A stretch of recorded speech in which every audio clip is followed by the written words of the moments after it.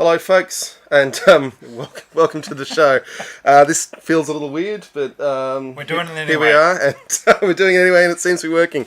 With our very professional setup, you can't see that how professional it is. John's done a magnificent job, and we are going to be here drinking beer, talking tanks, and loving it. Yep. So we're just going to give a few seconds for people to join the feed, and then, look at you, there's 7 of you on already. So hello to Oliver from Newcastle and Okie Boy from Oklahoma. And if you are just joining us, do please just drop a comment in saying where you're from in the world and we'll give you a shout out. Also noting we've got a little poll running on everyone's favourite tank, everyone's favourite Panzer. And I know that there were 6 marks of Panzer. Not 4, but the poll only gave me 4 options, so there we are.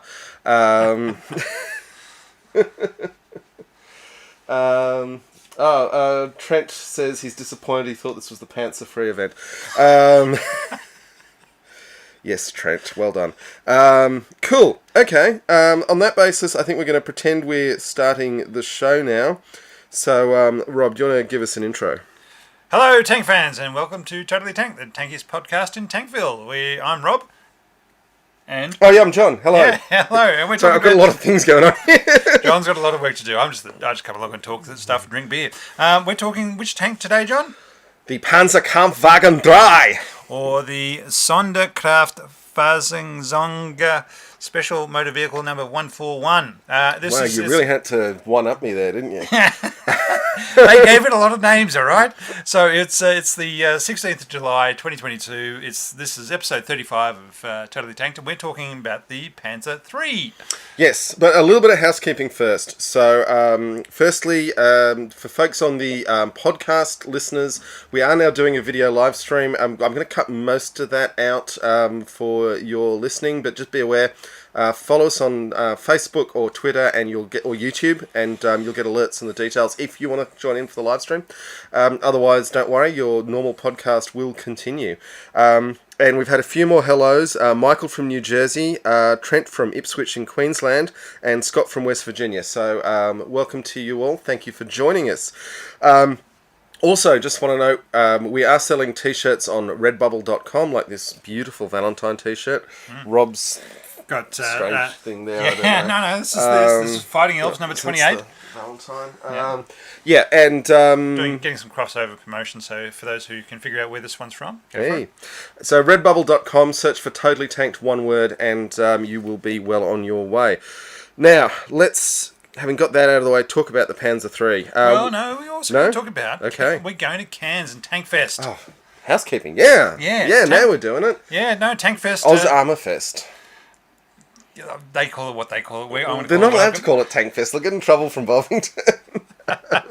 So I'm calling it Tank Fest. We're going Cairns, Australia, the 28th, 29th, 30th of August? No, 26th to the 28th of August. Okay, 26th, 28th of August.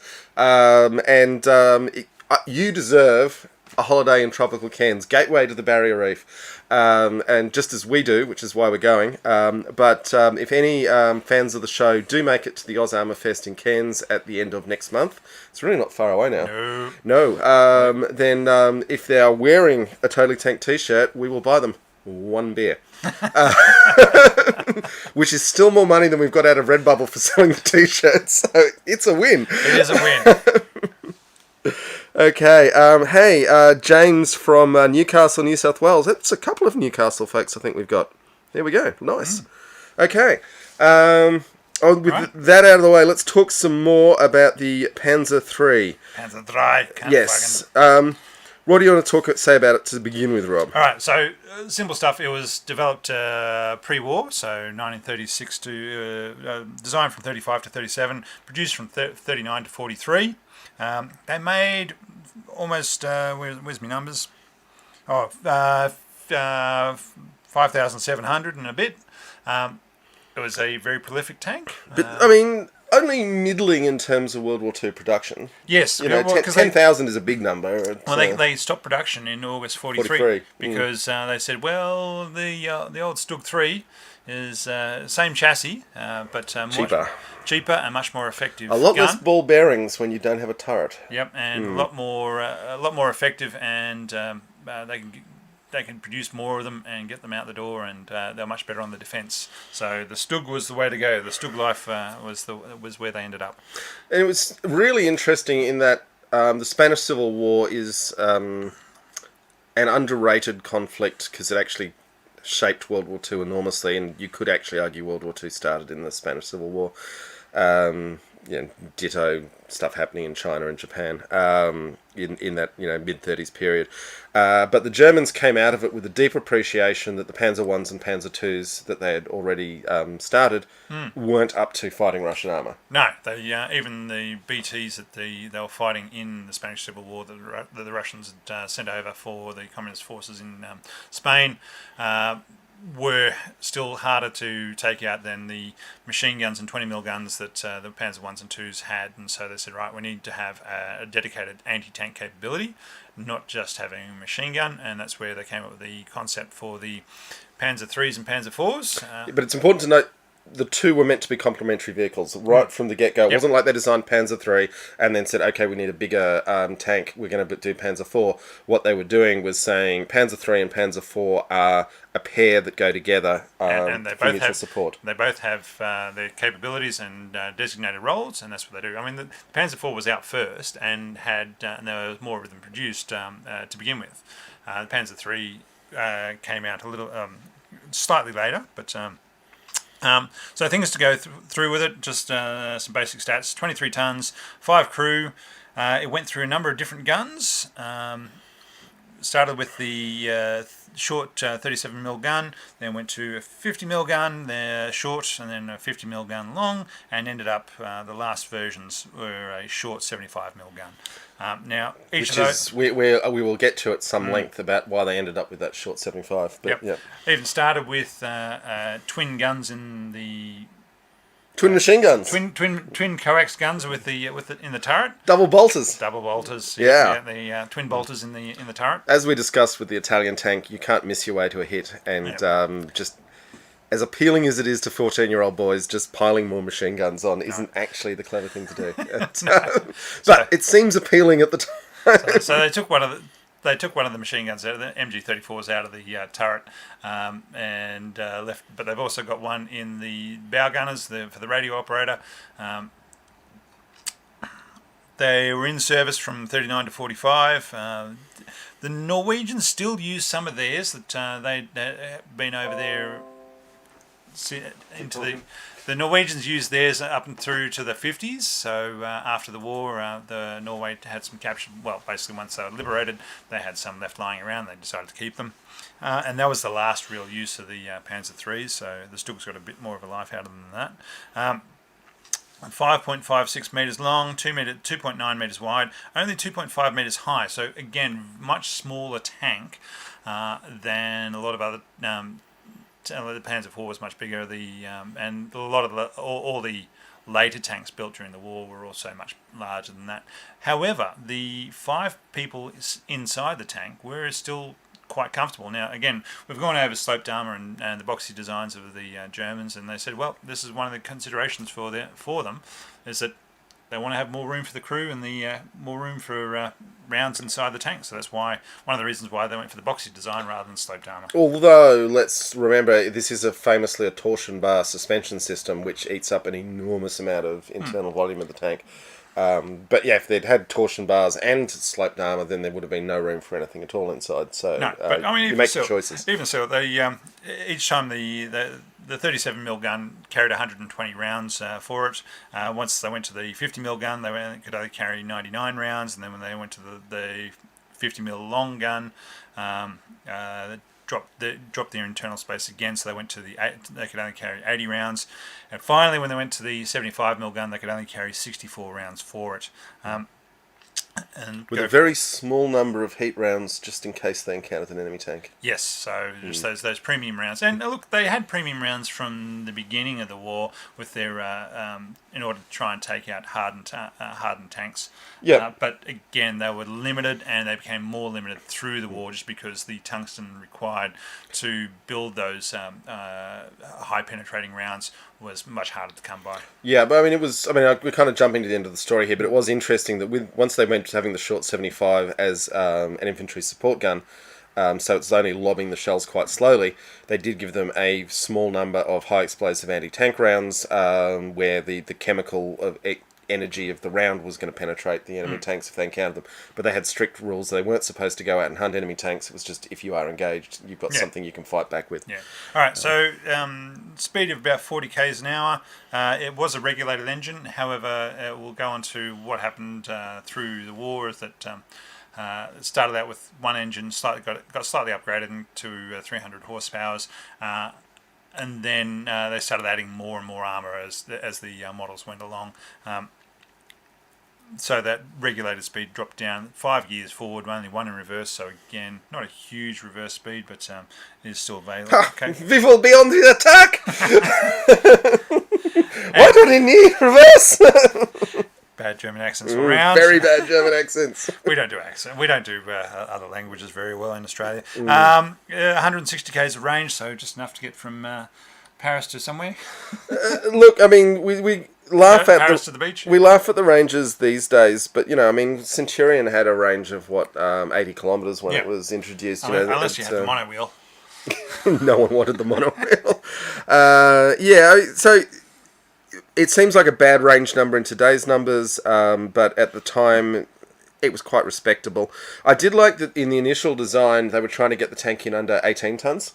Yes. So it started out at 15, and because at that point in German planning, some sane people were still involved, and they were looking at it saying the bridges will only hold 18 tonnes. Yeah, there's a lot of 18-ton bridges in even in Germany. Frankly, I can think of a bunch of bridges not that far from where we're sitting that are only rated for 10 tons. Yep. You get up around Baiwang and those sorts of places.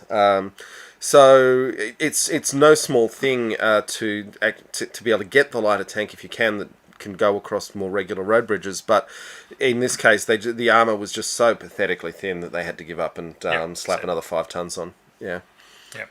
So originally designed, it was going to be what we were talking about before with the Panzer IV. It was going to be the anti-tank role of the duo of those two tanks going together. So it would be the spearhead to break through enemy lines and take on enemy tanks, with the infantry and the Panzer IVs following up to take out any strong points along the way.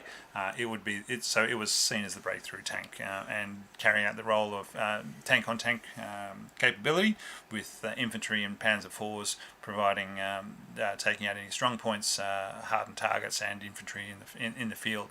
So the Panzer IV had started off with a 50 mil high explosive short barrel 50 mil gun, but we'll get into that at some stage. Yeah. But so I think, one of the interesting things is frequently the British are derided for their silly idea of having infantry tanks and cruiser tanks. And it's like, sure, if you've got abundant 600 horsepower engines, then main battle tanks make a lot of sense. But no one had those certainly in 1936. And the Germans with the Panzer IV and the Panzer III, they were balanced slightly differently, but they were fundamentally an infantry support tank and what Squint had it slightly, and it's a cruiser tank, the Panzer III. Well, the British cruiser tanks weren't designed for tank on tank though. Well, they still had the 2-pounder gun that was meant to be adequate for that. Which is essentially the same as the 37mm gun. Don't get me wrong. I would choose any mark of Panzer III over, Crusader. Yeah. I think everybody would do that. Yeah. Of the early war tanks, Panzer III probably is the best up until, depends which T-34 you're talking about, but they certainly destroyed enough T-34s. In many ways, Panzer III was an excellent tank, certainly into 1942. Yes. It was very capable through there. I mean, let's face it defeated Europe. It was the main point of taking Poland. Poland. Actually, no, sorry, I shouldn't say that. It was the Sorry.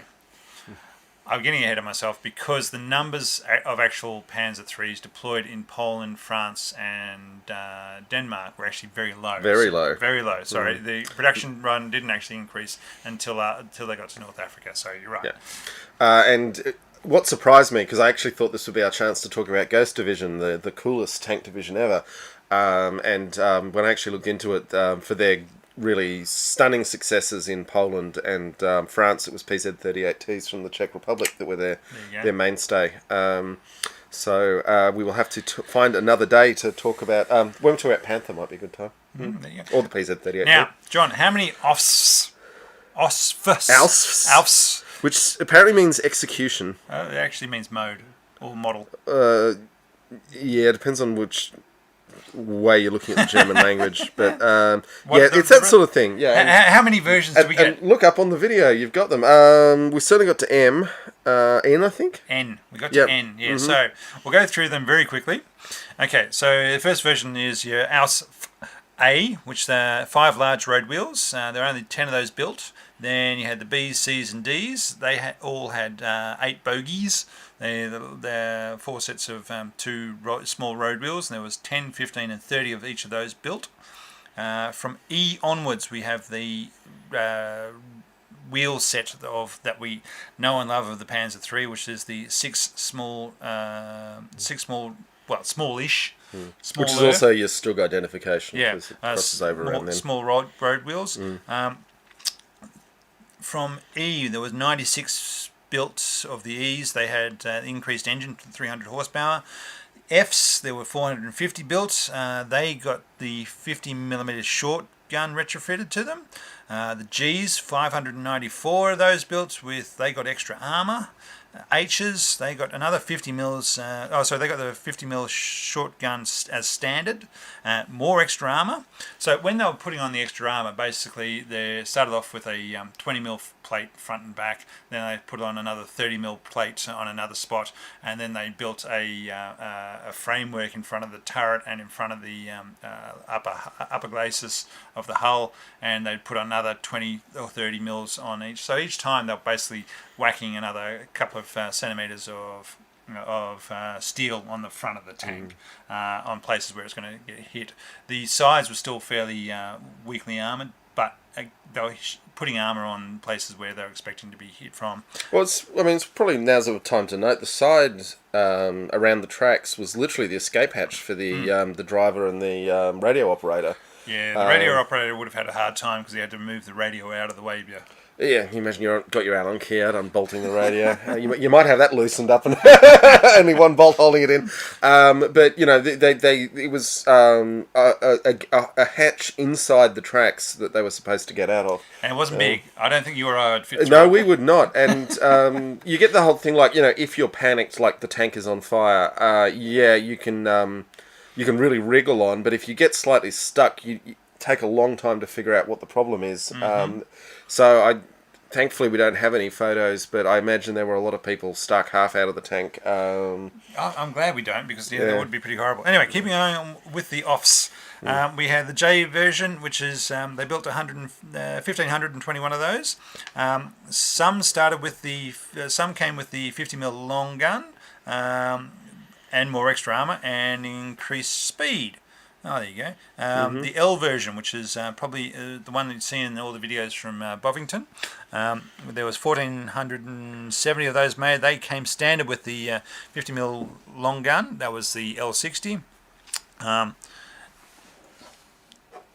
Somebody's got to read my handwriting again. And the capability to transfer engine coolant between tanks. So that's the weirdest capability to put in.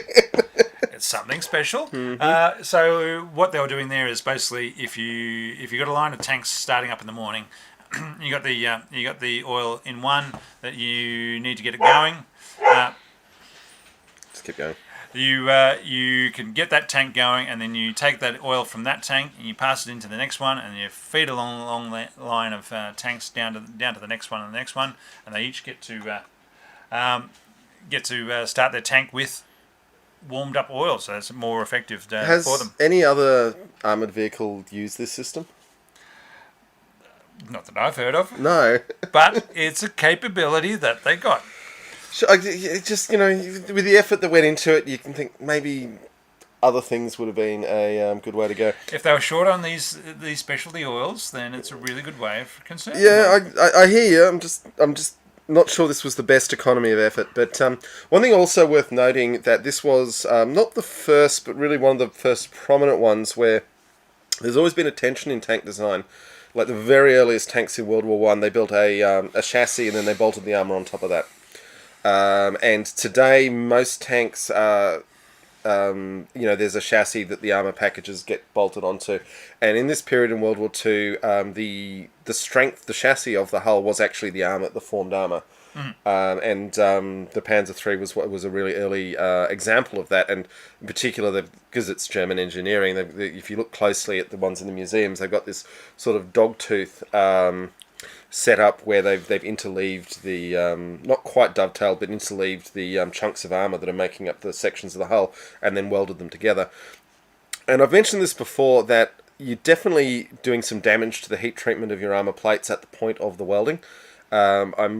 Everyone seems to think that welding was a better way to go than the alternatives, which was riveting or casting, because casting, for example, Matilda was famously strong and was a cast hull, but it takes forever to cast it, and if anything goes wrong in the heat treatment, you lose the entire Sort of whatever you look at all these cracked bells in museums, and it's the same problems with doing your heat treatment.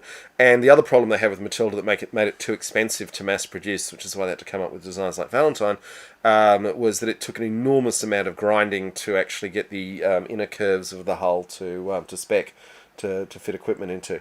The Germans were definitely on a winner at this point with Panzer III with their welded construction, but it's certainly interesting that as these things have evolved, it tends to go back to you're better off having a strong chassis and bolting your plate onto it. Now, where we get up to L. So that was your your J's and L's were the mainstays of the fleet come 41, 42. Then you went to the M's, which had the deep wading exhaust and the Scherzen side armour. I love me some good Scherzen. There is people they look like TIE fighters. Yep. Oh yeah. There is some people will talk about how the G's or H's, there was a field modification for them, that they became the one of the other numbers in the field modification, and so the number shouldn't be counted twice or something like that. It was all a bit complicated for me, so I said no, I'm not going to worry about that. To most human beings alive, we are the deepest tank nerds that are possible, and yet there are all these other people out there who are so much deeper down the rabbit hole than we are. It's turtles all the way down, John. It's turtles all the way down. All right, and then finally get to the N version of the Panzer III, which was there were 614 of those made in 1943, and that was the one that came out with the 75mm short barrel gun. So that where it turned over from being an anti-tank role to a infantry sport vehicle. There are also the K version, which is the command tank. There was 100 flame tanks built. They were quite sexy. Which ones? The flame ones. Oh, there you go. Well, the command tanks had more powerful radios. Some of them had dummy guns and the machine gun on the left-hand side. Some of them had just normal. Was a normal tank and actually had the capabilities of being a tank and just a more powerful radio. So I love the idea, and it's quite an intriguing one, that the tank with no gun is actually the scariest one on the battlefield, because it's directing all the others. So you want to put a fake gun on it, so that it doesn't get identified as being the really scary one. I think it's very clever actually. And there was also after 1943, when they weren't using the chassis for Stug 3s, they then started using them for other activities, so bridge layers, maintenance support vehicles, carrying stuff, and all sorts of other bits and pieces. So if they weren't actually, the chassis itself went for a lot longer than the tank, and they just kept on building those. And significant numbers of them stayed in service all the way to the bitter end of the war as well. Gotcha, But it's interesting with the chassis. So the bit of the history with it of Weimar Republic of Germany wasn't allowed to build tanks, John, but they knew they were going to have the capability. And so what they did do was they built Gross tractors, which was just the chassis of a tank, and they called it a tractor. To be fair to the Nazis, which is a phrase I'm not... No, this is before the Nazis. Okay, This is Weimar. Yeah, okay, but I mean, to be fair to the Germans, everyone was messing around with military tractors, which they all knew would... I have no idea how to use this thing. Okay, so we'll just... I told John to bring in a bottle opener because I wasn't sure these were twist tops, and he's brought in some sort of torture device. I'm sure that's what you see in the movie The Men Who Stare at Goats. Yeah, it's a can opener and bottle opener. For those who haven't read the book and seen the movie, it's actually very funny and very true. It's about spooks doing bad things, isn't it? And trying to kill goats with their mind in other rooms. Oh. Yeah, Okay. with George Clooney. It's pretty funny, and they have a device like that, which is essentially a torture device. Look, Sorry, self-defense. It's for self-defense. It's also a beer opener. I know. Anything that'll get a beer top off is going to cause some trouble. Yeah, but okay, let's watch the movie. keep going on the tanks. Right. Can we talk about the engine now? Yes, go for it. I want to come back to the Gross tractors, but yes, go for it. Okay, no, keep going with the Gross tractors. All right, so they started building the hulls to...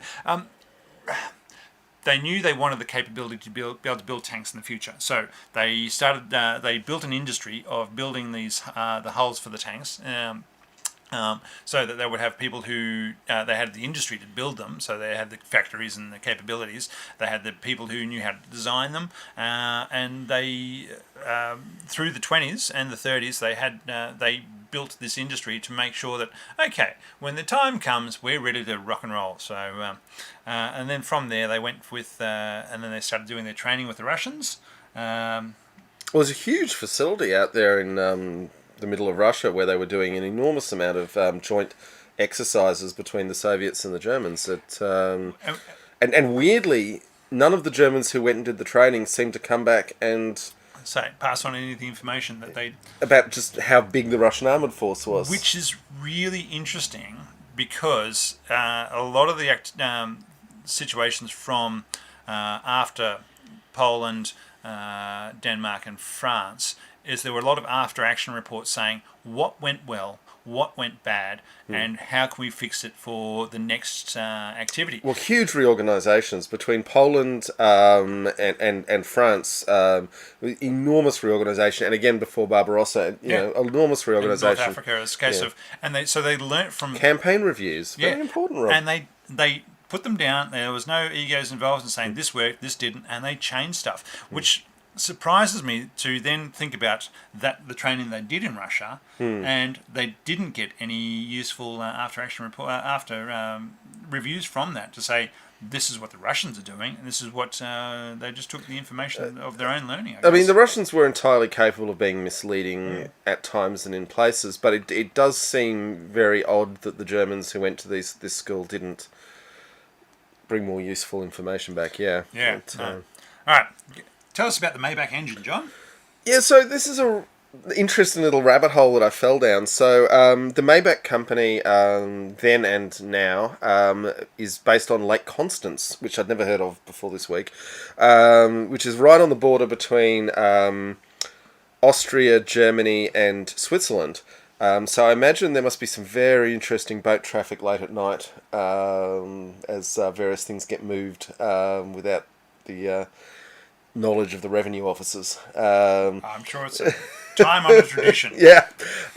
And family institution. Yeah, so the Maybach company, as the Germans decided they were going to want to build a lot of tanks for Big Mistake 2, they went to the Maybach Corporation and said, can you build all the tank engines that we're going to need? And I don't have any proof of this, but it seems that Maybach did say to them, how many tanks do you think you're going to need? And they got the answer, a few thousand, and they said sure, no problem.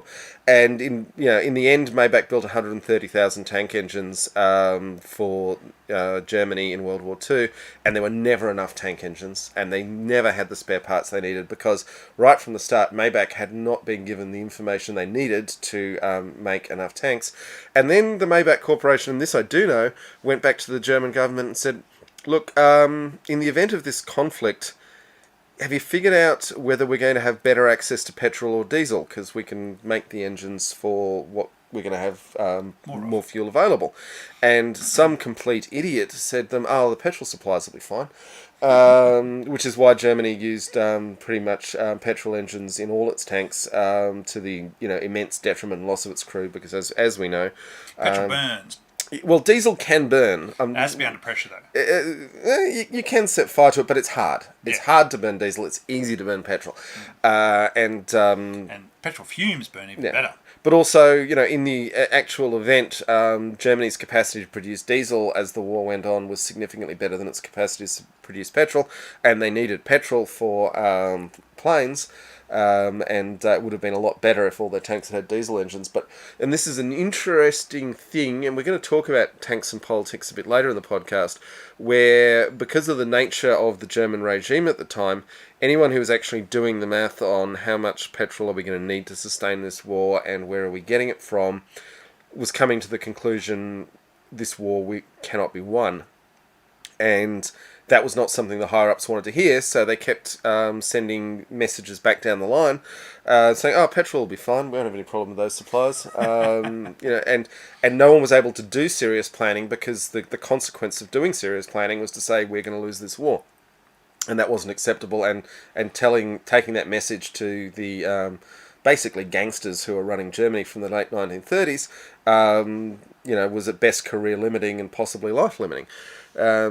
And I do find that sort of thing really interesting, how these things play out. I would also say that certainly in the Australian governments I've had some experience of, anyone who's done the back of the envelope maths and is giving a result that is unfortunate to those in power, it doesn't go well for them. I mean, you don't get dragged off and shot, but you don't get invited back to the meetings either.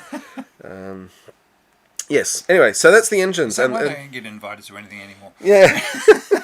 Yep. All right. So started out with the 250 horsepower Maybach engine, and that got upgraded to a 300 horsepower engine. So again, not huge, but fully capable of moving what was essentially a smallish tank of its time. And it basically, as a very small tank, it was able to punch above its weight for a long, long, long time. And which far-sighted genius was responsible for the enlarged turret ring that let it mount the 50? Well, I don't know which genius was, but it was a very controversial choices going on here. So the Army Ordnance Department, who was setting out the tank and designing it, said, "Oh, we're going to put a 37mm anti-tank gun in the turret because that's what the infantry's using, and we've got plenty of them. We've got the ammunition, and we've got all the capabilities." Well, Guderian, and then later even on Hitler, said, "Hang on a second, for an anti-tank role, we want a 50mm gun in there at the least." And so, the Army Ordnance said, "Look, you know what? Nah, we're not doing that. But we'll do you a solid, and we'll build the turret ring so that we can put a 50mm gun on it in the future." Mm-hmm. So there is speculation as to what. I mean, this is a question I've seen asked a few times. What would have the difference have been if the Panzer IIIs had a 50mm long gun, possibly as standard from the get-go in 1939? Now, you had some thoughts on it, John? I did. The question is, given how close the Germans got to Moscow in Barbarossa, would a bigger gun on the Panzer III have gotten them further to the point of actually encircling Moscow? Now, there were plenty of Panzer IIIs with the 50mm long gun, the L60, running around at that stage, but not all of the tanks, because there were still probably 1,500 earlier model Panzer IIIs that hadn't been upgraded, that were running around in Russia at that point. The Panzer III was always extremely capable of knocking out T-34s. They knocked out T-34s in enormous numbers, and they did it. Yes, shooting at the Glasses plate, terrible idea. But the superior ergonomics and visibility and we'll get onto that sort of stuff. Yeah, and crew training meant, and particularly, the poor visibility in the T-34 meant that Panzer IIIs were entirely capable of getting around the sides of T-34s and knocking them out. Yeah, even with the 37mm gun. Now the KV1s was a different kettle of fish because you had a lot more armour on those, and so they were much harder to take out. But those still vulnerable to the 37 and the 50mm guns from the sides and rear if you can get onto them. But when asking this question, because it really was going into Russia and then Barbarossa that defined the Panzer III and its capabilities and certain lack of things. The 50mm gun wasn't going to achieve too much more there. But to my mind, in other areas of the war, if the Allies had seen, like North Africa, if the Allies had seen this gun going around the L60 50mm long gun, my personal thoughts is that the Allies would have seen the effect that this gun had and just started building better tanks, and so you wouldn't have had as many Crusaders and other poor tanks running around in North Africa or in other places and other fronts, because we do forget about the Balkans and Greece there were Panzer IIIs and there was a lot of activity going on through there as well. The differences these things made. I'm not sure the Allies had enormous capability to make better tanks earlier. No, but they were trying to get as good tanks as they could as quickly as they could, and that led to a lot of the crap British tanks that were created in this period, just because they were desperate to get more, particularly with the losses they'd sustained at Dunkirk. It is an interesting question. I just don't think it's the biggest counterfactual of World War II or even Barbarossa. I don't think the main armament of the Panzer III was that decisive in how far they did or didn't get. We won't know, but no, it's impossible to know. That's why they're fun. We can argue it forever. But one of the things and this gets back to the turret ring size and whether or not they couldn't take a proper sized 75mm long gun, which is what they would have liked to have done in the later stages of the war. But they could then take the short barreled 75mm gun that had been previously deployed within the Panzer IVs and basically swap it in. So that's where you ended up with an HE high explosive gun firing from the Panzer III, and it went into the infantry support model. Yeah, and essentially swapped roles with the Panzer IV, which is it's incredibly cute given they were designed from the ground up as a pair, with the Panzer III to be the anti-tank and the Panzer IV to do the infantry support, lobbing high explosive where it needs to go. Taking out bunkers. And that they ended up just swapping them around. Now, I would just want to say quickly, Tasman has joined us from Sydney. Thank you, mate. Good to see you there, commenting away. Good stuff. Okay, what next, Rob? All right. Now, one of the other versions that was built is an underwater version, John. Underwater version? There was a German name for it, but I didn't write it down. A U-boat? No. Supposedly, an underwater version was built for Operation Sea Lion. Yep. So for the invasion of England. Ah, yes. So when I first read this, I was like, what, they're going to drive underwater from Calais to Dover? But no, that wasn't the case. It was a case of... good luck with bumping into every shipwreck along the way. On the seafloor. No, that wasn't the case. It was the idea was that they would be taken on transport ships across to the coast of England, but rather than landing on the beaches, they'd be shoved off the side into no more than 6 metres of water. And then they'd hit the nice sandy beaches, sandy floor. The nice, smooth, even sandy beaches, which all beaches are famous for. And then drive from 6 metres underwater up into England and overthrow the monarchy. You just know sometimes that Germans don't surf. And this is one of those... Charlie don't surf. Charlie don't surf, and neither do Germans. and this is one of those things that anyone who had spent any amount of time surfing, particularly body surfing, where you've got to keep your feet on the bottom, would not think this was a great idea. No. And the ability of the poor bugger driving this submerged tank in a... Obviously, you try and do it on a smooth beach, but one of the rules of amphibious landings is that you don't always land on the beach you meant to. No. Now, suppose I think they would have killed a lot of tank drivers this way. yes. Now, suppose that they did actually use this. It wasn't. I wasn't sure the way it was written because they did build an amphibious version that would actually float on top of the water with basically with pontoons.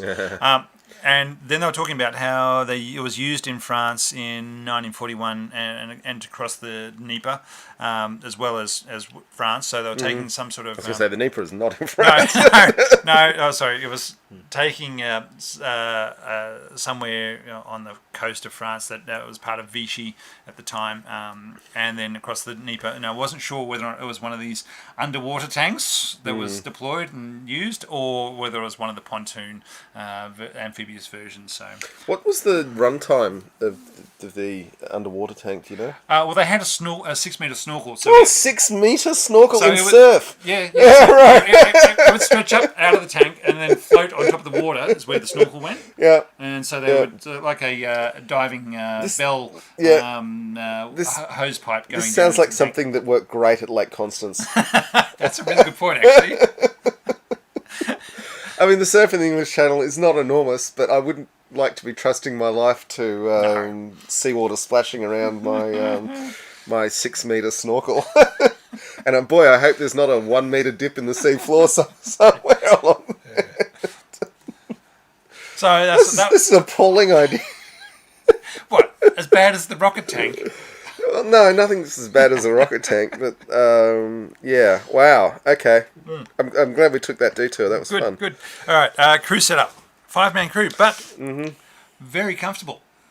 Yes, famous ergonomics. Famous ergonomics. Which I mostly get from, the Chieftain. Yeah, but there's other people who've said it as well. But basically they're using the Chieftain as our model German because... I do think, he's 6'4" or something stupid like that. 190 something. Yeah, I have some sympathy for the Russians saying, we'll make the tank fit someone who's 5'9", but or shorter.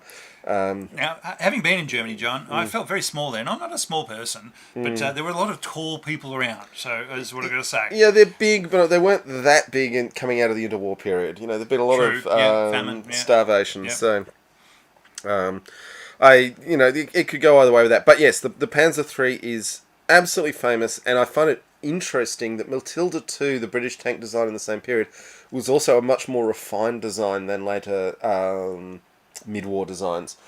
Things like Matilda had like gas struts to hold the hatches up and things like that, and the Panzer III had different areas of design refinement, but in particular it was very well laid out to be comfortable for the crew, and even German tanks like Panther and Tiger were not as pleasant for the crew to be in. And we've said this a million times in this podcast, but we'll say it again: having a comfortable tank isn't a small matter. An uncomfortable tank tires the crew out, and a tired crew performs less effectively. Yeah, especially on the after 25 hours of actually doing whatever activity you're doing, you might be feeling a bit annoyed with everything around you. And whereas if you're comfortable in there and can keep on doing what you're doing without saying, "Oh, I really need to get out and stretch my back" or whatever else, then that's not a bad thing to not a bad tank to have. Yeah, it's really important. It's not, you don't start the tank and go straight into combat and straight out. Only because they all die. But it's a long period of intense effort, and I'm sure everyone listening to this has been fatigued at some point in their life. It's part of the human condition.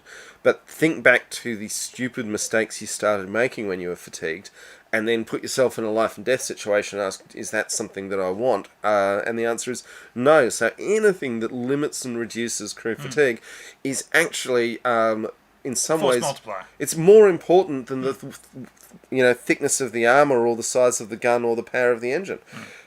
Which is why the greatest tanks in history have not had the biggest headline numbers. What they've had is elegant design that made them better in the fight. Yeah. All right. So, with our 5-person crew, we've got the commander, who was sitting at the rear and in the centre. Yeah. It's when you've got a small gun and a big turret. That's, But the thing is, it was different because a lot of other turrets at this point had the commander sitting right behind the gunner. Yep. And so by sitting in the centre, it wasn't actually impeding the gunner or the loader. Had good visibility straight over the barrel of the tank, of the gun, and had a cupola. Didn't have binocular visions in the cupola, but did have one of the best cupola visibilities set up all around the tank. Six big vision periscopes. Yeah. So it was very effective visibility for the commander, and good ergonomics within the turret, the cupola itself, to be able to say, okay, this point is always the front of the tank, even if the turret is spinning around and around. I always know that the the gun is here and the front of the hull is here, and moving around from that. And not in the way of the loader or the gunner. There was no turret basket to begin with. Well, that was a later innovation. Very few tanks had. I don't think any tank had a turret basket when this thing was designed. Yeah. So when traversing, the loader, who had a fold-out seat, so if they were in combat, the seat would be folded away. If they were then traversing in combat, the loader had to watch their toes, make sure they kept up with the traversing of the gun and the turret. The gunner controlled the main gun and the coax, even though the coax was on the loader side of the turret. They controlled it from their own side. Started with, as we said before, they started with a twin coax and then just went to one. The gunner... I mean, one thing the Germans were ahead of in the world was machines with very high cyclic rates. And good optics. That was probably the big thing, is that their optics were always seen as the idea world's best standard. The idea that you need two machine guns side by side to get to some notional higher rate of fire when the Germans already had later in the war the Germans had machine guns that are capable of still hair-raising rates of fire even by 2022 standards. MG34 puts out a lot of rounds. Yeah, although there are stories of people under fire for half an hour and they couldn't hit them once because the bullets were spraying in every direction. But there was a lot of bullets. Scott has mentioned, Scott in the comments mentioned tank chocolate, which, yes, send it our way. It certainly was a factor in keeping crews functional for longer. And beer and chocolate is a great combination, John. I personally believe that the German use of amphetamines was also, though, why they had to have the pause that allowed the Dunkirk evacuation, because you can only take amphetamines to keep fighting for so long before you start seeing pink elephants everywhere. And there would be stats and tables, and that would have been part of their planning of saying, yep. Just like there is nowadays, in the case of you can push your troops for for heavy labour activities for this many hours, and then they have to have this much rest. They can push them for this long a period of time on light activities, and then they have to have another period of rest. It's just part of one of the things you put into your tables of saying, okay, this is what we can accomplish. This is how many trenches we can dig. This is how far you can walk in a period of time, and then you've got to have this much rest. But then you have a point of the table that's marked out in red, where it's like, if we keep pushing our machinery and our people beyond this, they're not going to do well. Things are going to go really badly. Yeah. But you can even go back. I think it was the Battle of Philippi when Caesar beat Pompey, and he literally had his men marching across the plain, and said, "No, it's been too long. Yep, we're going to stop." And Pompey's army just stood and stared at Caesar's legions taking a break. But when they got going again, they were fit to fight. And that sort of fatigue management is something that competent leaders have to do. Yeah. All right. Okay, we've got the radio operator in the front right of the tank, and they also have the bow machine gun, which is another MG34. No, I don't like bow machine guns. No, I mean, there was the radio to be operated as well, so they had to keep. They needed to be there. But I like to think that the second person sitting next to the driver is there's things you can get them to do: operate the radio, fire a machine gun that's never going to hit anything, whatever. But their actual primary purpose is to swap seats and have someone fresh drive the tank every now and then. Well, you couldn't swap seats. There was the radio. Yeah, I anyway. mean they have to go out of the They had to weird climb little back hatches. up. Yeah. No. Well, the thing is, the driver and the radio operator had to exit through the turret. So basically, they crawled back up into the turret, and then they could swap it and then crawl around the back of the gun, and then they could, if they wanted to. But in the scale of things, even on a modern car, a driver gets fatigued after about 3 hours, and I would say in a tank in World War II vintage, it's probably more like 30 minutes. But the idea that unless you're in intense combat in that moment, whatever you're driving to or from, you're going to stop every now and then so everyone can empty out their pee bottles, and that's a There was a opportunity to hole swap in the people over. floor for that sort of activity. So Dropping the pee bottles out. yeah, Right. Yeah, so it was specifically designed to drop out expended shells, but realistically there was a hatch in the floor you could lift up and then drop out whatever you required to drop out. Now, It was only about the size of it. Here's a question. This is why this tank podcast is superior to any of the others. Wide mouth bottles. No, I'm not thinking about the bottles. I'm thinking about what sort of plastic bags were available for pooing in 1939.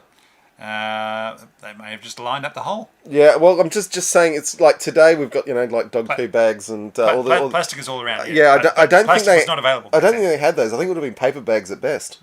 Which would have been deeply unpleasant for everyone. All right. See, this is why we're number 3. All right, but the radio operator, one of their things is so whereas the gunner, the commander, and the driver had to basically have good tactical awareness. That was their go-to. They had to be good at those sort of things. The driver also had to be good mechanically, so it was his job to lead any sort of servicing in the field. The radio operator had to be good with electricals. Basically, they needed to know how to maintain and look after the radio. So it wasn't a case of you throw somebody in there and say you had to have crew who knew what they were doing. And so that's why the commander had to have good tactical awareness.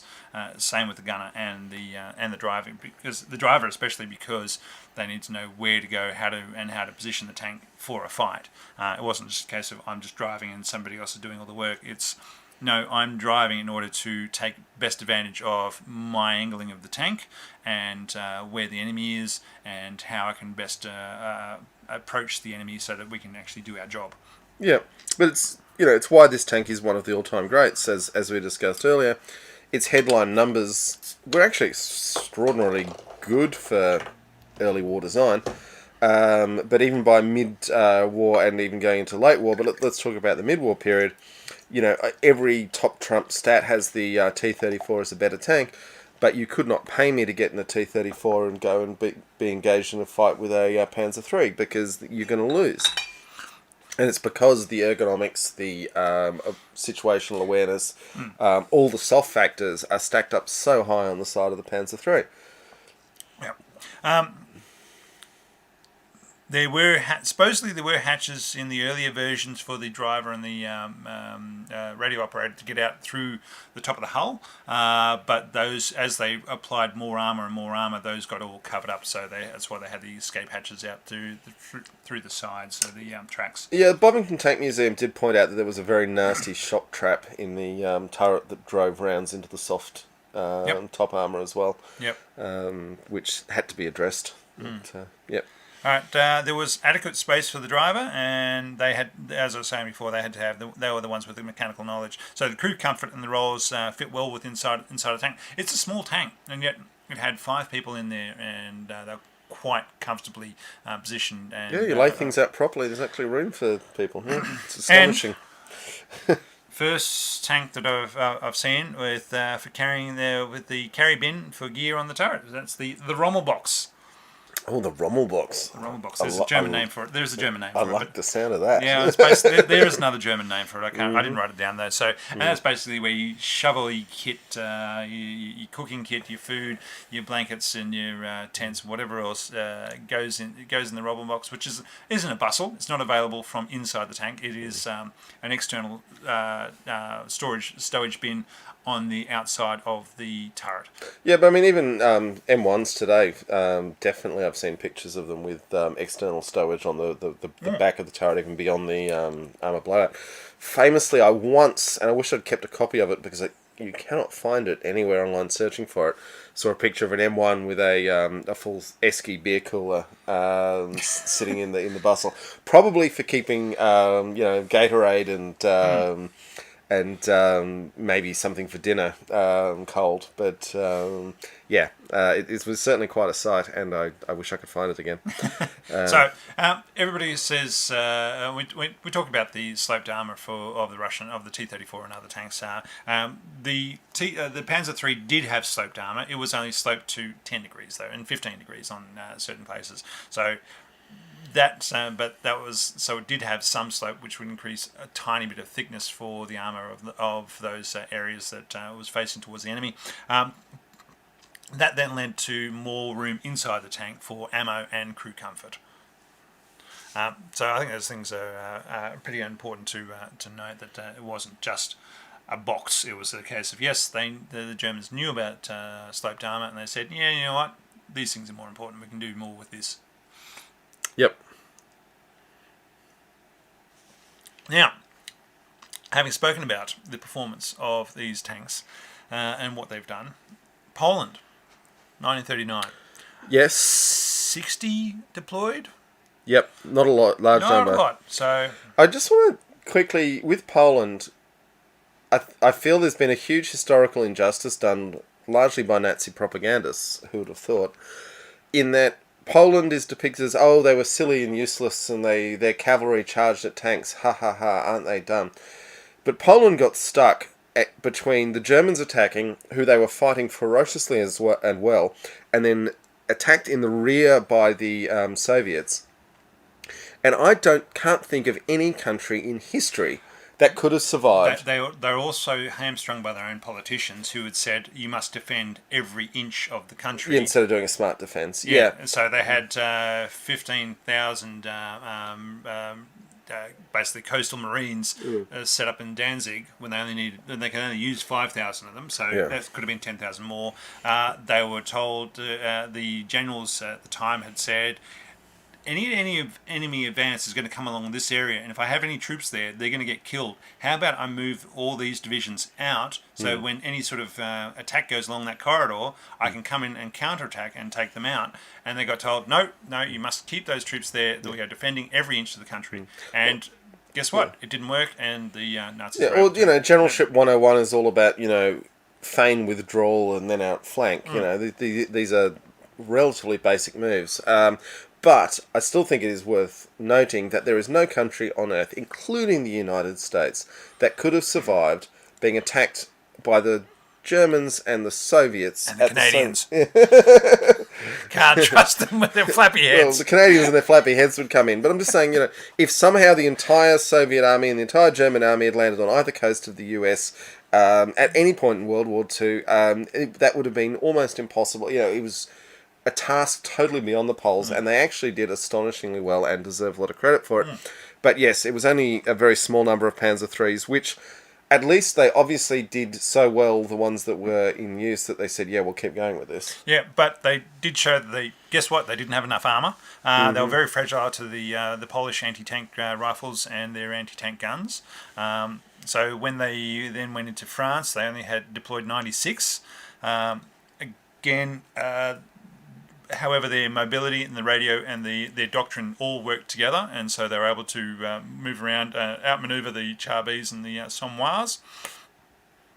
Oh, excuse me. But they showed that the 37mm gun was not enough for the heavy armour of the Charbis, and so had and the Matildas. So flanking of the British and the French tanks was the only way to take them out in a tank-on-tank battle. So. Not sure a flanking Matilda would help either, but but let's get right behind those things. Yeah, but the point being is that the Charbis, and the Somois you could. The point being is that the Panzer III being an anti-tank tank, its inability to affect these heavy tanks, even at the beginning of the war, was seen as a big detriment. And again, it also needed more armour. So this is what I was saying before. Each model they were putting on more armour plates. when they went to North Africa, they came up with the tropical version, even though North Africa isn't the tropics, but It's tropical for Germans. it's a long way from the frickin' tropics. I remember that Africa Corps logo they made up for Indiana Jones with the palm tree and the Yes. swastika. And Yeah. It's totally accurate, wasn't it? It's historically accurate. I don't know. I just don't know. I feel like they made it up. It looked really cool though. There was the one with the palm tree coming out of the swastika. Yeah. I'm You pretty think sure. it was real? Okay. I think it was I mean, they were very good at graphic design. There you go. Yeah. So they had improved air filters, wider tracks for the sand, and they started also employing the 50mm guns in North Africa. Did very well against the British tanks, could kill cruisers and outmaneuver the infantry tanks for the flank shots. However, against the Americans, when they started coming up against the Shermans, the guns really started struggling against the Shermans. Luckily enough for them, they were able to use the inexperience of the American tankers to outmaneuver them, draw them into traps, and shoot them. But once the Americans figured out what was going on, they were able to deploy their tanks much more effectively and take out the Panzer IIIs at the point. This does get to a few interesting questions. First is, it's really important to note that the Sherman was a 1940s design and the Panzer III was a 1930s design, and quite early 1930s design. So the capability of the Panzer III to keep fighting effectively against what should have been a total overmatch of a tank is interesting and significant. And then we get the issue of how important is superior crew training. And this is something that no army has satisfactorily resolved, because, we'll talk about this a bit later when we talk about tanks and politics, but you have the issue that, on paper, if you're fighting a short war, like, 6 weeks in the spring and then regather, like the Germans kind of wanted to do all their fighting, then if you've got super trained crews that have got years of experience, then they're going to be awesome. But if you're fighting a total war that's going to go on for many, many years, and all of your crews are going to die, and they're only going to be replaced by however many young men are turning 16 that year, then your design priorities start to shift quite dramatically, and it's a case of actually knowing what sort of conflict you're getting into. The Germans did really well with having ace tank crews for large parts of the war, and it's part of why they designed Tiger, was to have a tank that would have some chance of keeping those ace crews alive a bit longer. But all these design priorities get really important. Yeah, and making the choices as to, well, do I want to get a 0.5 here, or do I want to get a 0.75 over there, and which one's more important as towards what decision you're going to make. But you need to know what war you're fighting before you can actually make those decisions. Yep. Yeah. Okay, so the Americans with the M4s, they had the armour and the big gun, and the Panzer IIIs. Let's face it wasn't just the Panzer IIIs that were causing these wins. It was the combined arms effect the Germans were using within the Panzer divisions, which included anti-aircraft engineering, the Panzer IIIs, the Panzer IVs, and close air support from the Stukas. All these things contributed to the fact that it's not just a case of, as John was saying, it's top trumps of tank. It's a case of all these things were going together in order to take on the enemy tanks, and who was employing them, the doctrine they were using, the tactics they were using. But at the end of the day, the Panzer III was still, for a very, very old tank, essentially by 1941, was still able to 42 was still able to handle itself quite well within the combat of Russia and North Africa. Speaking of Russia, one of the other outcomes from North Africa was, guess what? They needed more armour. So when they went into Russia and Barbarossa in June 41, the 37 and the 50mm guns struggled against the T-34s and KV-1s. However, the better optics, radios and reload time gave the Panzer IIIs the many options in order to take out the tanks. A tactic employed by the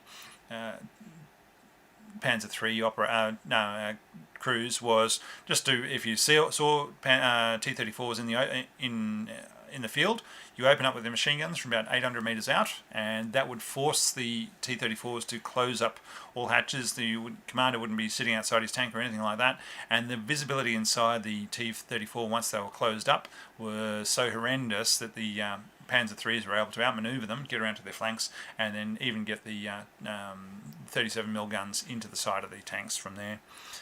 That's a really interesting insight into real effective tank warfare, and goes back to a lot of what we've been talking about with the ergonomics of tank design. So even while the Panzer IIIs were buttoned up, the commander, the gunner, still, and even the driver, who had a great big vision slit. I mean, it had a huge chunk of glass in it, but vision slit. But even that could be covered up, and then they had binocular vision, looking at the front of the tank, going from there. So they had the optics of each member of the crew were quite good in order to improve the performance of what was a small tank with a small gun and limited armour. So, Is this when we take a small break? I think we'll take a small break here. We'll come back with more about the Panzer III. Yeah, just bear with me. I can do this. You just got to find the image. Yeah. Crap, which Left one up, is it? left a bit, That right a one. There we go. All right. And I'm going to even turn off the audio. We'll be back in a couple of minutes, folks.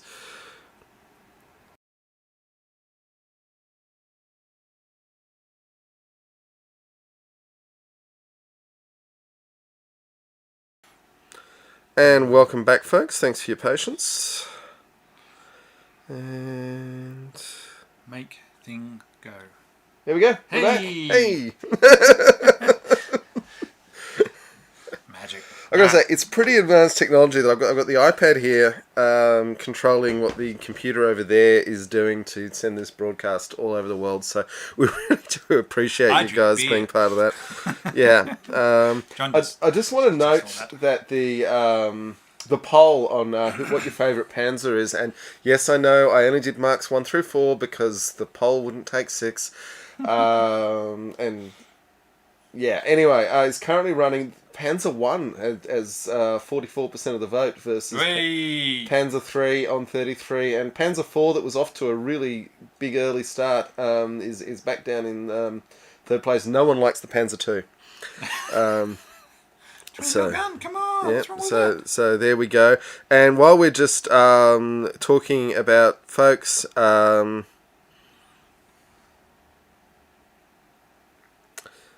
sorry, Tasman's saying mics. I'm not quite sure why. I'm pretty sure the sound's going through. Yes. Overall, the German communication was far better with their throat mix. Okay, yes, our mics are working fine. Okay. Moving on, Rob, what do you got next? All right, from 43, when the tide turned and they started the retreat from Stalingrad, the Panzer III was basically end of life. Hello, pup. Got to get them less noisy collars. End of effective life as a frontline tank. At which point, well, once the Panther was actually the Tiger. Took over the anti-tank role. Okay, but well, I mean, the Panther definitely had an anti-tank role as well. Yes. I mean, the Panther and the Panzer III coexisted, whereas once they brought out the Panther, that was the point at which they were like, we have no further use for Panzer III. Especially when you can be building more Stug 3s. So yeah, well, actually, you're right. The Stug 3 is actually the important thing. It's like, get rid of the turret. We don't need it.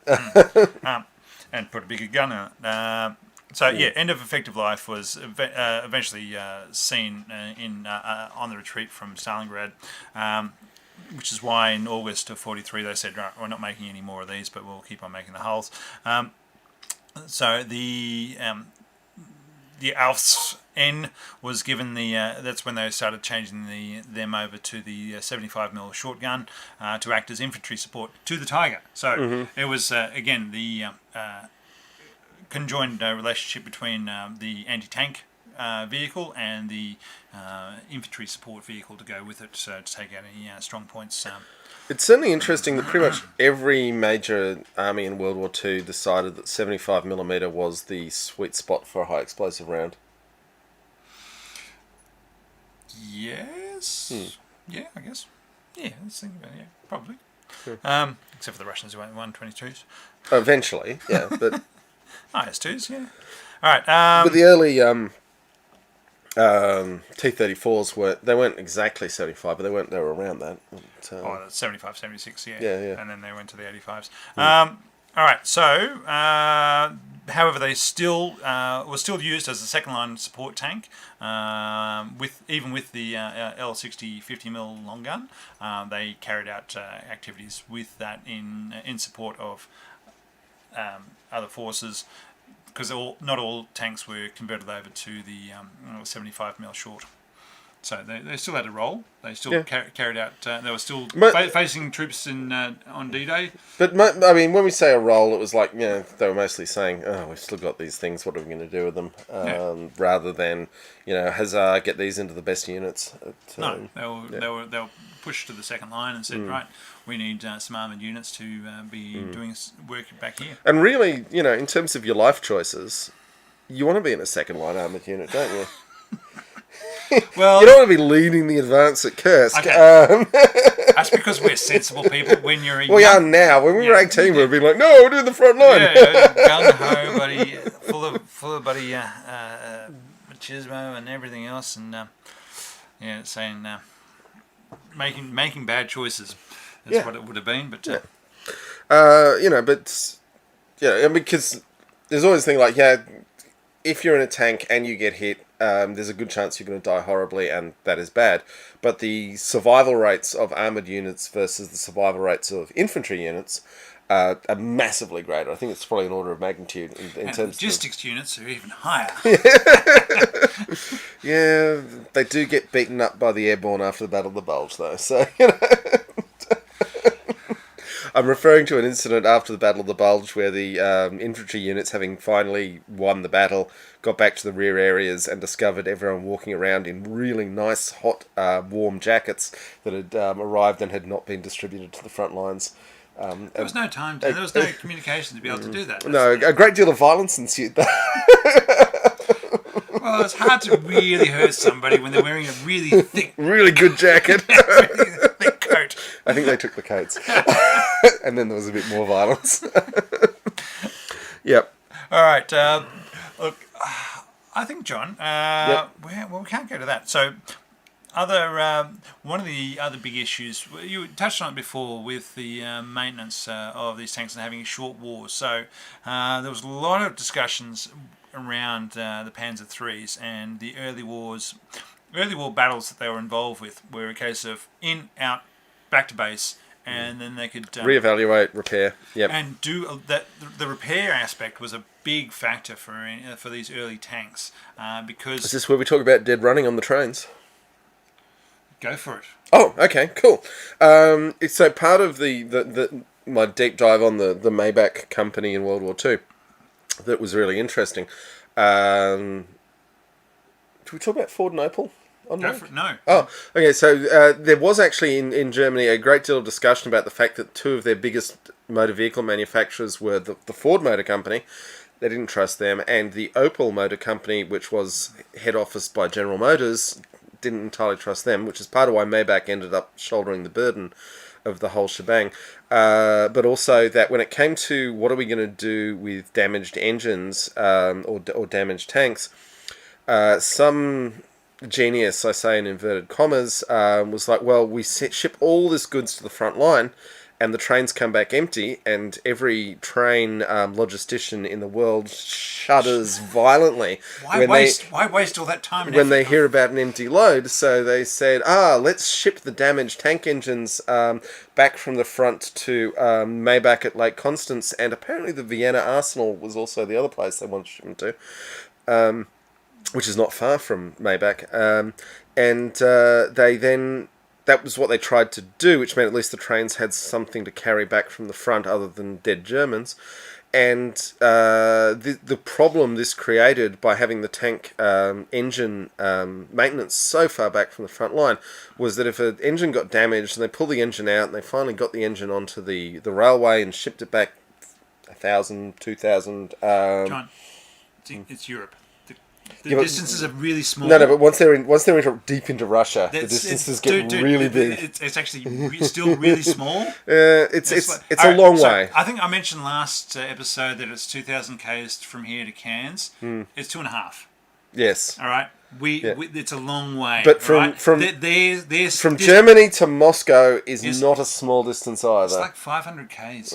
It's not far. All right. Let's shelve this until we can Google it. But I'm sure somebody in the comments will tell us. Yeah. The bigger point is simply that they were shipping the engines back all the way into Germany, Austria, for repair, and leaving the tank sitting in a depot.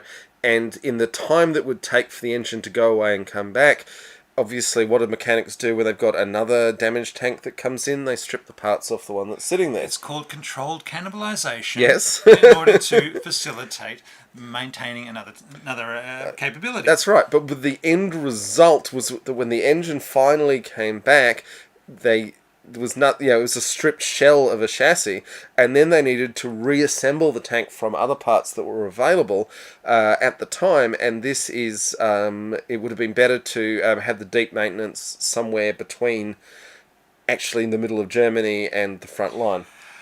I feel conflicted about that, and the idea of the mechanics on the spot needed the parts, and so they were probably able to use that shell of a tank without an engine to fix 5 other tanks. And in the time being, when that engine came back, they were probably able to find another. They had a bunch of other broken tanks in order to build the tank that they've been cannibalizing up again. So it's one of the dark arts of electrical mechanical engineering type thing. It's just one of those things that happens. Yeah, I still think, you get all these things about German logistics in World War II where it's like, was that really the best way to go about it? And often it wasn't, because as we've discussed, if they'd ever actually gotten serious about planning the logistics, they would have said, we can't win this war, we shouldn't fight it in the first place. Don't have enough petrol. Yeah. There is not enough go juice. But it's still quite interesting that they made these decisions and it had these effects. And and getting on to the maintenance part of it is, what we were saying before, in an early war, it was a case of go out, fight the wars, come back and fix up your tanks. When they went to North Africa, they realised that this is not a function that they can continue following along. So rather than having a centralised support area for maintenance, they distributed the maintenance capabilities throughout the units, and so that they could go forward with the fighting units themselves. And so there was a lot more service in the field, and basically maintaining the tanks in the field for deeper levels. And that's one of the things that when they went into Russia, people have spoken before about how when Hitler ordered the Operation Barbarossa, he had basically taken the available tank divisions, Panzer divisions, and divided them in half and said, right, where we had 10 before, we've now got 20, and we're going in. So he didn't actually increase the numbers, he just took the numbers that were there and then divided them in half. On paper, it seems like okay, we're just mucking around with numbers type thing, but from a maintenance point of view, they actually accomplished a lot, because where before the maintenance capabilities within each Panzer division was limited to not enough for a long campaign in a dispersed environment, by dividing the divisions into 2 and saying, yep, well, I've now got 20 rather than 10. Each one actually maintained a support capability that helped them go forward. So yes, it didn't increase the number of tanks, but it did increase the number of support and maintenance functions that were available to those Panzer divisions as they were going into Russia. And that was a big step forward for them to be able to say, yeah, it's going to be a longer war, and we're going to have to work harder to get where we're going. It's interesting that some of the lessons of North Africa do appear to have filtered through to Berlin. Which, there's the famous story that at the Yalta conference, when they're all toasting each other's victories, and one of the British adjutants says, to El Alamein, and he goes, oh, sure, El Alamein, and The Russian attaché. The Russian attaché came up to him afterwards and said, tell me of this El Alamein that I've never heard Yeah, of. the turning point. So just remember, for the Western world, this is the turning point for the fight against the Nazis. Yeah, and the adjutant was like, oh, sort of like, the desert and the dust and the heroism, and the Russians like, how many army groups were involved? Oh, no army groups. How many armies? One on either side. How many divisions? 7. But it should be noted, with that criticism of El Alamein in North Africa in mind, that the logistics capacity of the German army was enormous for what they burned up in North Africa, and would have supported a colossal amount of forces in Russia. So that Russian criticism that the number of troops at the fighting end at El Alamein was small by their standards is true, but the German logistical capacity that was consumed in that conflict was actually quite comparable. Just the same as by forcing the Allies to go around Africa rather than through the Suez Canal. It increase their logistics footprint by a huge amount, and so if they could have shut that down completely and controlled the Mediterranean and the Suez Canal, the logistics capabilities of the Allies would have been halved essentially, because ships at sea would have taken so much longer. But until the Italians surrendered in 1943, the Mediterranean was essentially impassable for those ships. They were all going around the Horn. Mostly.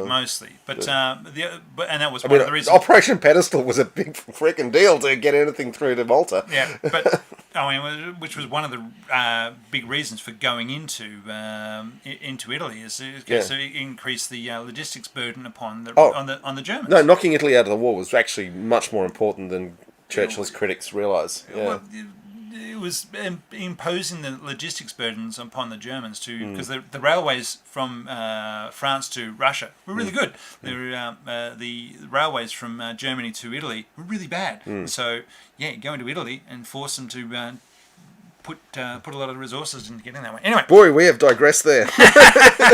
We have thoughts. All right, John, you need to finish that so we can do review. All right. Also, spare parts. See if Rob can master this bottle opener. I did before. Yeah. Spare parts manufactured in Germany, but hampered by transport issues. So they could only ship things from Germany because that's where they're building, putting all together all the spare parts. Now, today, John. Sorry, what are we doing, Rob? Beer review. Schnitzer Brau, German Hurst Premium, because I did get a German beer. But what sort of German beer is it, John? Apparently it's gluten-free. And it's definitely a wheat beer as well, which is moderately unusual to most of our audience. But this is globally available, so... it is organic and gluten-free. Yep. Now, how did they make it gluten-free, Rob? Does it say? Oh, that's your thing, John. But Dr. Schnitzer was a dentist in Germany in the 1960s and said, right, I want to start up a company that does more organic type activities. And so he set up his brewery in 1967 in the Black Forest. So, I actually am a subject matter expert on gluten-free beer for reasons that... I'm a subject matter drinker of appall me. So it tastes like a wheat beer, which is an interesting Northern European style. This one has been brewed with millet, it says on the label, which is a... if you've ever had a small parrot, you normally feed them as a treat, stalks of millet.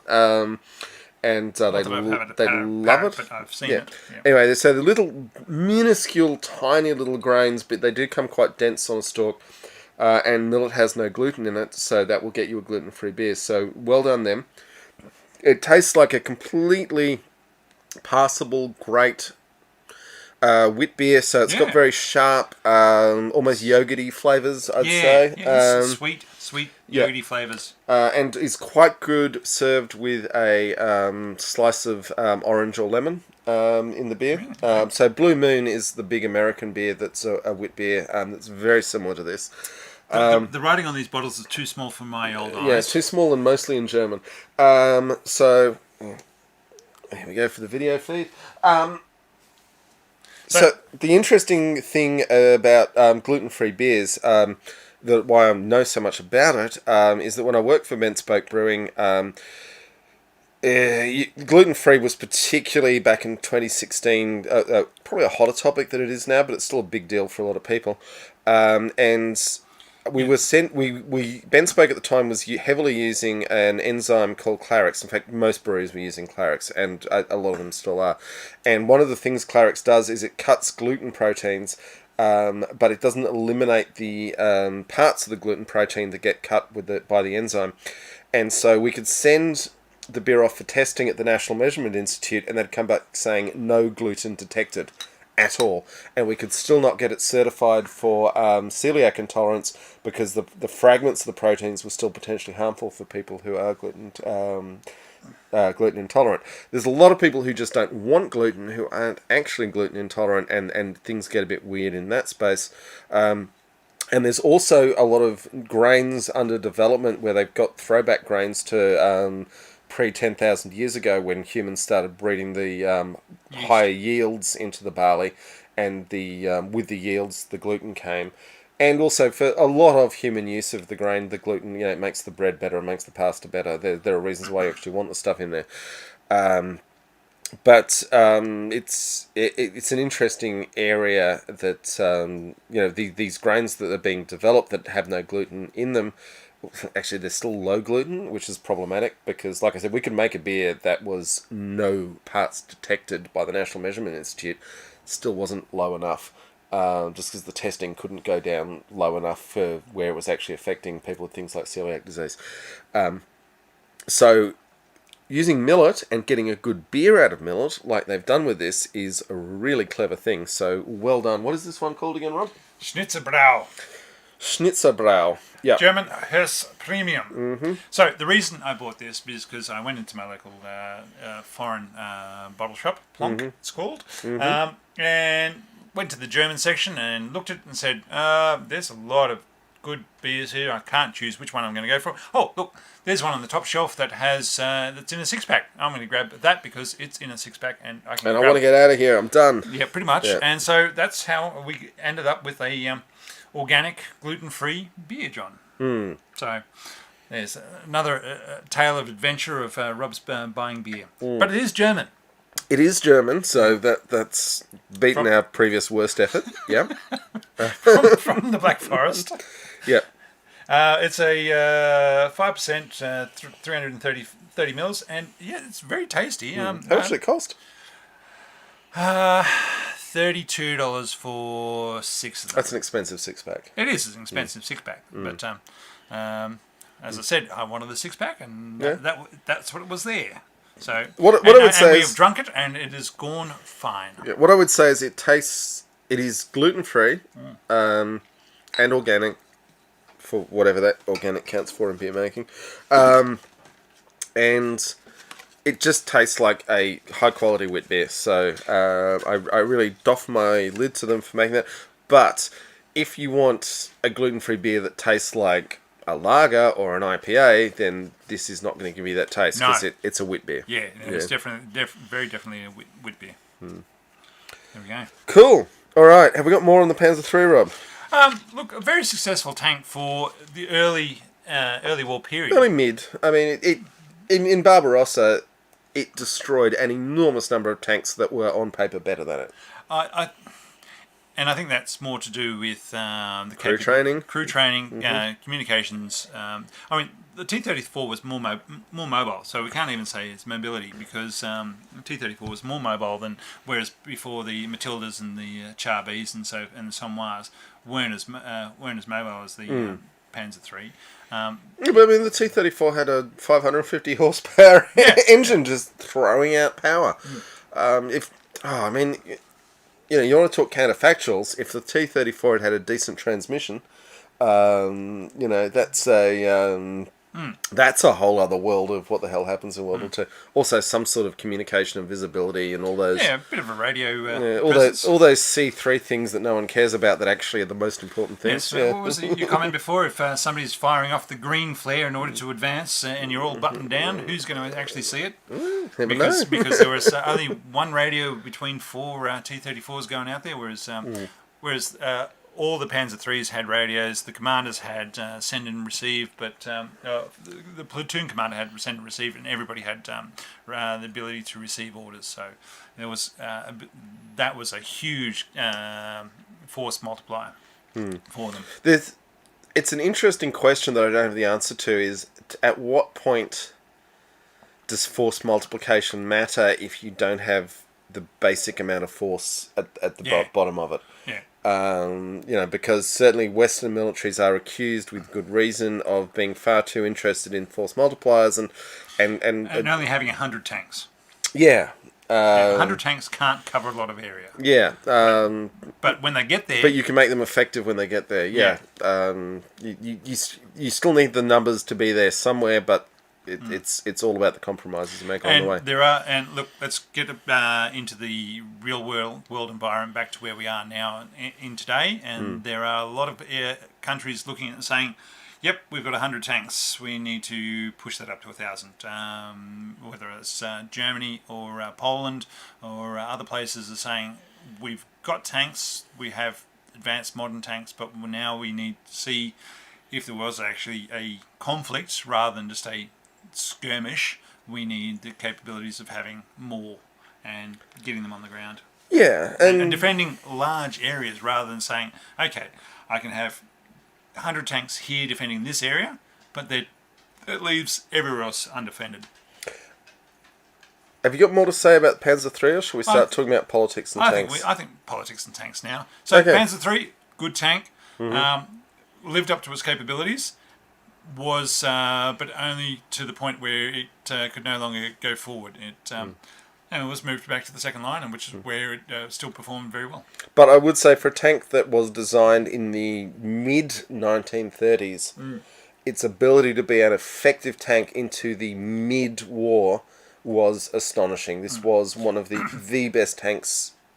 When people look at a tank and they say, "Okay, pick out your favourite looking tank," just from looking at them, a lot of them will pick out Panzer III, saying that is what a tank looks like.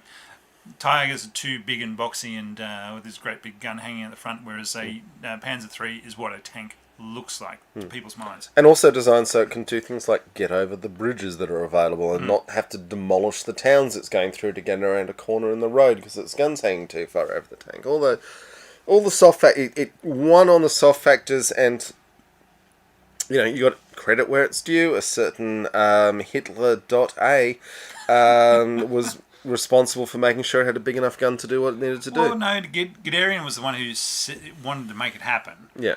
Because he was in charge of the tank doctrine policy at the time.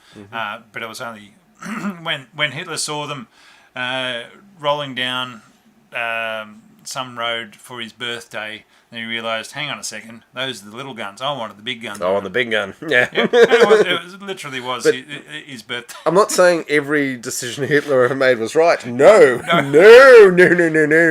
But I would say he... You'll see our eyes following a certain dog as she wanders around the small... We've left the door open so that she's not left on the wrong side of it. And barking at us, but... there we go. Good girl. Okay, so that's the Panzer III. Now, we've got a couple of other subjects we're going to cover in this episode. We're going to cover why politics and tanks should be talked about in the same conversation, and the new American light tank. Not air deployable, but air... No, air mobile. Air mobile, yeah. Well, I mean, so's an Abrams, but only if you've got a C-17 spare. Anyway... Quickly, politics and tanks. We got some criticism last episode that I actually agree with and was well-founded, because when we talked about draft dodging, we only talked about Republicans in America who've dodged the draft, and we failed to mention Clinton and Biden, and I'm annoyed with myself because that actually reinforced my point. that the wealthy and the privileged, doesn't matter who they are, what side of politics they say they are, make sure their children don't get conscripted. So, yes, you made a good point, but we are not going to stick to the tanks and not talk about politics, because politics, Clausewitz said, politics, war is politics by other means, and it is, when we talk about there were no radios available for Russian tanks, why were there no radios available? People made decisions, those decisions were political. Conscription's probably the really big one. You've got one country in the world where the wealthiest children do sign up for the army, and that's Britain. And, that's a good point. And you've also got one country in the world where the tanks are the best protected in the world.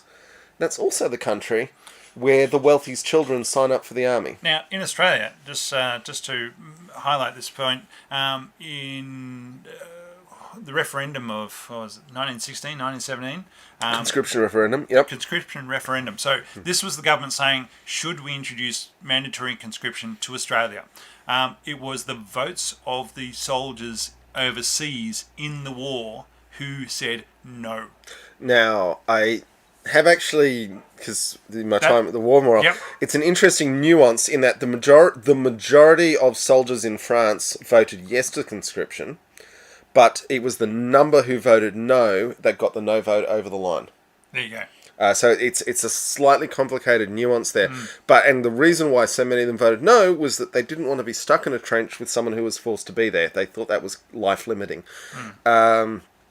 So that also with conscription, so as we were just hinting on, the fact that the British have their upper classes actually signing up particularly for cavalry units, and that they have the best protected tank in the world, is probably not entirely unrelated. Because Daddy was in the tanks, and so am I. Yeah, well, I will give them credit on this. I will criticise the British a lot for that I'm wearing my Union Jack Valentine t-shirt, and I am a UK citizen. But the willingness of the upper classes in Britain to go and do the fighting and the dying is probably unequalled in any country I know about, and probably has a lot to do with their global success over the centuries. Wills and Harrys did their stints, and so did Charles and Andrew. Let's not talk about Andrew. Nobody wants to talk about Andrew. Couldn't have been him doing the sexual assaults because he couldn't sweat. Not going there. Too much adrenaline getting shot at, don't you know? Anyway, let's move on from that. Okay, so politics is ultimately why tanks exist. Politics is why tanks are the tanks they are. I will completely concede that it is draft dodging in the US or anywhere else is not a left v right thing. It is a power thing. And I would actually put to you that thinking about it as a power thing, as most of the people listening to this podcast are not powerful people. Really? We don't have millionaires listening to our podcast? I've got a couple. Yeah. Oh, okay. Yeah, those ones, yes. Yeah. But not New World Order. Here we go. Most of them know. It's so I'm just trying to give you some class consciousness here when we talk about whether we're going to actually go fighting or dying. But I would also say that in terms of John, let's face it, we're going to eat the rich first. If we're lucky, they've got plans. They've got bomb collars. Anyway. Politics and tanks, particularly when it comes to conscription, which is such an interesting area for this. We've talked in the past about the Swedish S-tank and about whether it was actually fit for conscript use or best used by conscripts. But you also have an issue that how you design your tank, British tanks, I'm thinking in particular Chieftain, which is like the bridge of the Millennium Falcon with all its thousands of dip switches, is something that only a specialist who's had years of training can actually use properly, is designed for a volunteer force.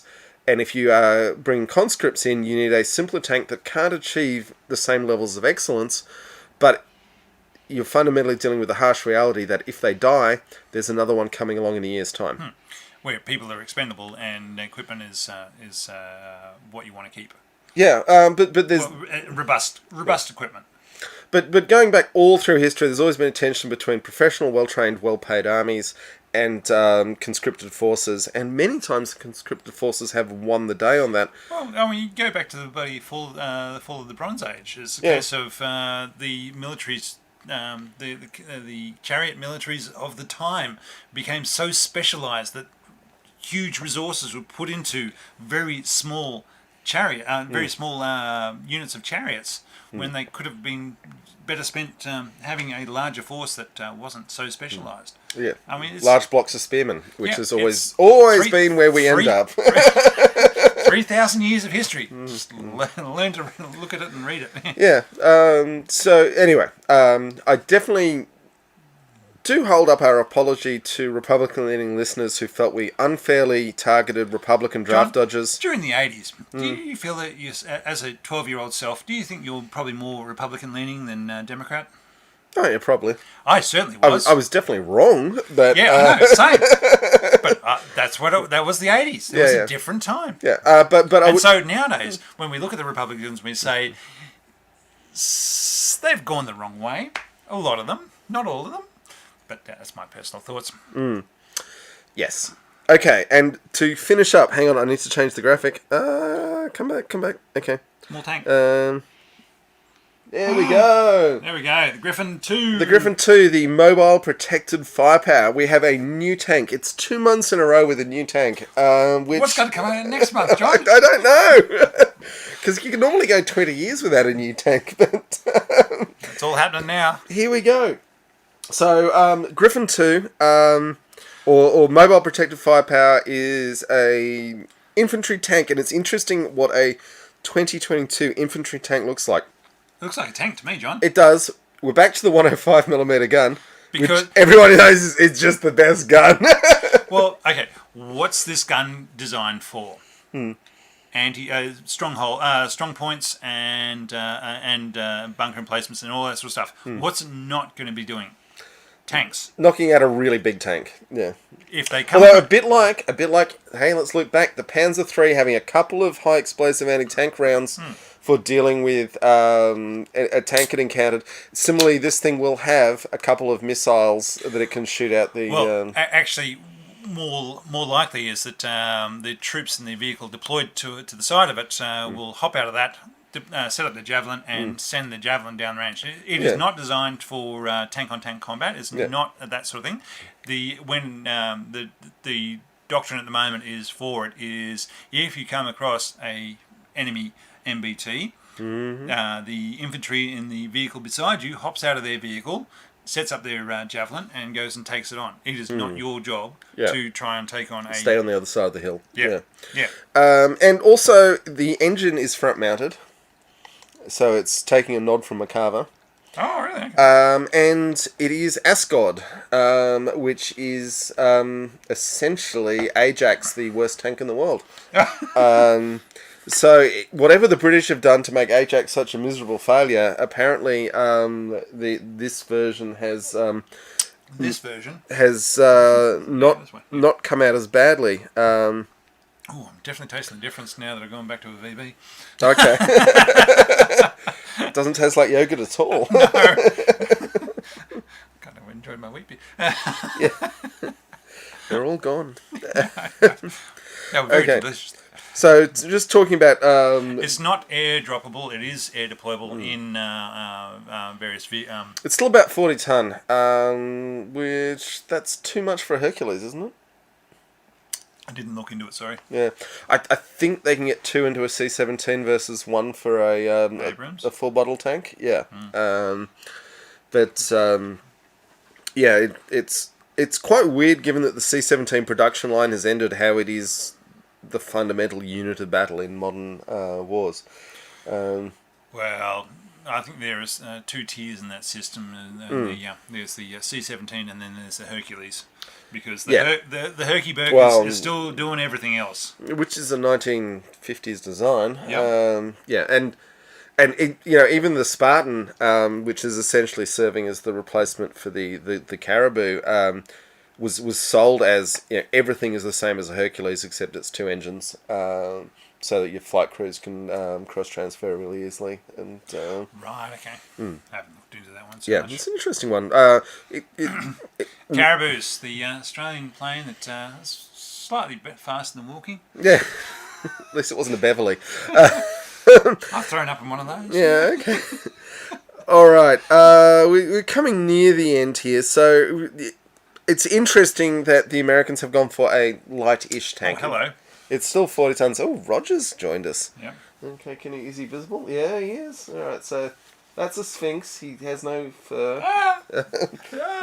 He's getting up on Rob there. Okay. You asked for this, Rob. So. I didn't ask for this. Okay. All right. I thought it was a dog. Best tank podcast ever. All right. Cat bums galore. Now, who needs a cat bum? Just before we go, it's great that America has a light-ish tank for infantry support, but that an infantry tank has morphed into being a light tank is a really interesting development.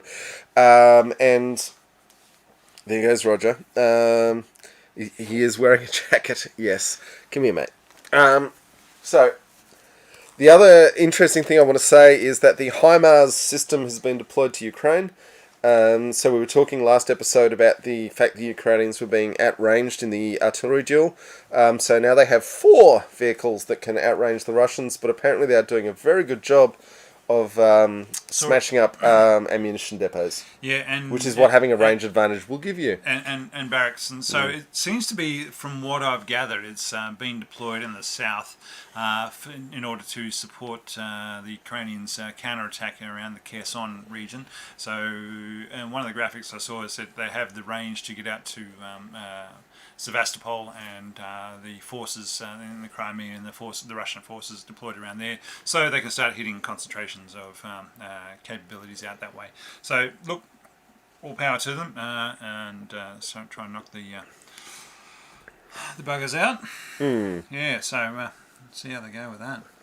And I also saw a fun video of the the Ukrainians driving around in a brand new T80 BVM. Oh, okay. Yeah, and having a bit of fun doing that and saying, yes, it's only fired 50 rounds so far, and it's a newly captured one from the Russians, and they're just going to start deploying. It's nice of the Russians to just keep giving their armour away, isn't it? So they're going to start deploying, the Ukrainians are going to start deploying those captured tanks back into service, because it's just, realistically, it's more modern for them, but it's very similar to the T64. It's just and with the gas turbine, it's much they enjoy the speed of it. You can get up to 75 k's plus on the road. Yeah, I mean T80 famously in Chechnya, they kept parking them Overwatch and leaving them running, and they just ran out of fuel.